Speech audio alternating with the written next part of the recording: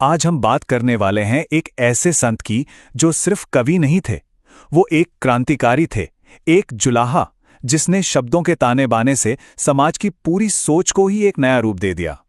तो चलिए कबीरदास की इस कमाल की कहानी को जरा और गहराई से समझते हैं। ये शब्द खुद कबीर के हैं। सोचिए जरा, एक ऐसा इंसान जिसने कभी स्याही और कागज को छुआ तक नहीं, वो इतिहास के सबसे बड़े ज्ञानियों में से एक बन गया। आखिर ये कैसे हुआ? यही तो वो पहेली है जो कबीर को इतना इतना खास बनाती है।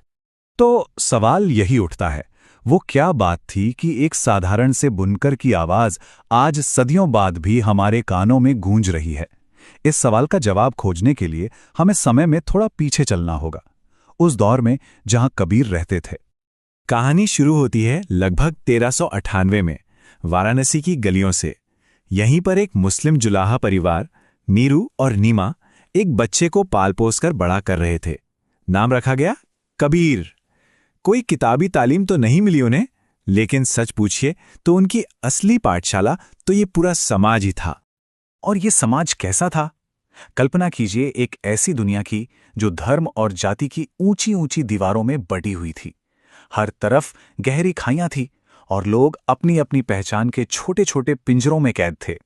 और कमाल की बात यह है कि कबीर ने किसी एक तरफ उंगली नहीं उठाई। नहीं, उन्होंने दोनों तरफ की कमियों को बिल्कुल साफ साफ देखा। एक तरफ समाज में कठोर जाति व्यवस्था और मूर्ति पूजा जैसे बाहरी दिखावे थे, तो वहीं दूसरी तरफ मजहबी कट्टरता और दिखावे की इबादत। कबीर की नजर में ये दोनों ही रास्ते असलियत से, सच्चाई से कोसों दूर थे। तो इस टूटे हुए बटे हुए समाज के लिए कबीर का जवाब क्या था? उन्होंने एक बहुत ही सीधा लेकिन बेहद क्रांतिकारी विचार दुनिया के सामने रखा। उनका फलसफा था एकता का फलसफा। उन्होंने सबसे पहले जाति व्यवस्था पर सीधा वार किया। उनका कहना था, अरे भाई, किसी साधु से उसकी जाति क्यों पूछते हो? उसका ज्ञान पूछो। कीमत तो तलवार की होती है, म्यान की नहीं। मतलब इंसान की कीमत उसके जन्म से नहीं, उसके ज्ञान से, उसके कर्मों से होती है। कबीर के लिए बड़ी बड़ी किताबें पढ़कर कोई ज्ञानी नहीं बनता। नहीं, असली ज्ञान तो प्रेम में है। उनका मानना था कि जिसने प्रेम के ये 2.5 अक्षर, बस ये 2.5 अक्षर समझ लिए, असल में वही सच्चा पंडित है। बाकी सब तो बस दिखावा है। और फिर आती है गुरु की बात। कबीर ने तो गुरु को भगवान से भी ऊंचा दर्जा दे दिया। अब सवाल उठता है, क्यों? क्योंकि गुरु ही तो वो है जो हमें अज्ञान के अंधेरे से निकालकर भगवान तक पहुंचने का रास्ता दिखाता है। गुरु के बिना गोविंद तक पहुंचना नामुमकिन है। तो इन सारी बातों का सार क्या है? सार बस इतना सा है कि ईश्वर एक है, उसका कोई रूप नहीं, कोई आकार नहीं, और वो किसी हिंदू या मुसलमान के लेबल में नहीं बंधा है। वो तो हर इंसान के भीतर बसता है। उसे खोजने के लिए कहीं बाहर जाने की जरूरत ही नहीं है। ठीक है, तो कबीर के विचार तो क्रांतिकारी थे, लेकिन सवाल यह है कि उन्होंने इन विचारों को आम लोगों तक पहुंचाया कैसे? उनका हथियार बनी उनकी कविता, और उनकी भाषा बनी आम लोगों की अपनी भाषा। उन्होंने संस्कृत जैसी मुश्किल पंडितों की भाषा को नहीं चुना। नहीं, उन्होंने अपनाया सधुक्कड़ी को। ये भाषा क्या थी? ये अवधी, ब्रज, भोजपुरी जैसी कई आम बोलियों का एक मिला जुला रूप थी। और समझिए, भाषा का ये चुनाव ही अपने आप में एक बहुत बड़ी क्रांति थी। ये ज्ञान को कुछ ऊंचे लोगों के चंगुल से निकालकर सीधा जनता के हाथों में सौंपने जैसा था। और उन्होंने अपनी बात कहने के लिए बहुत सरल तरीकों का इस्तेमाल किया, जैसे कि दोहे, बस 2 पंक्तियों में गहरी से गहरी बात कह देना। फिर साखी, यानी जो आंखों से देखा, जो अनुभव किया, बस वही सच कहना। और सबद, यानी भक्ति और प्रेम से भरे हुए गीत। ये इतने सरल थे कि कोई भी उन्हें आसानी से याद कर सकता था, गा सकता था और समझ सकता था।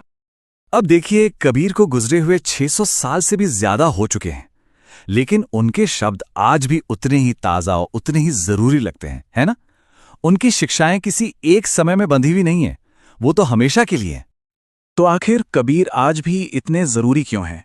क्योंकि वो उन बुनियादी सच्चाइयों की बात करते हैं जो कभी नहीं बदलती। वो धर्म की पहचान से ऊपर उठकर इंसानियत की बात करते हैं। वो बराबरी और इंसाफ की आवाज उठाते हैं। वो खोखले दिखावे की जगह सादगी को चुनते हैं। और सबसे बढ़कर वो हमें बाहर भटकने की बजाय अपने अंदर के सच को खोजने के लिए कहते हैं। कबीर की जिंदगी की तरह ही उनकी मौत से जुड़ी कहानी भी एक बहुत गहरा सबक सिखाती है।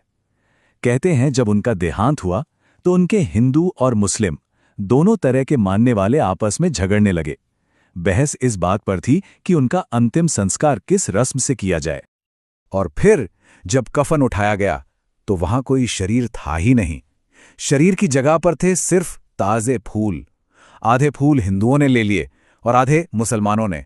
मानो कबीर जाते जाते भी दुनिया को बता गए हों कि वो किसी एक धर्म के नहीं, वो तो पूरी इंसानियत के हैं। तो अंत में बस एक सवाल छोड़कर जा रहा हूं।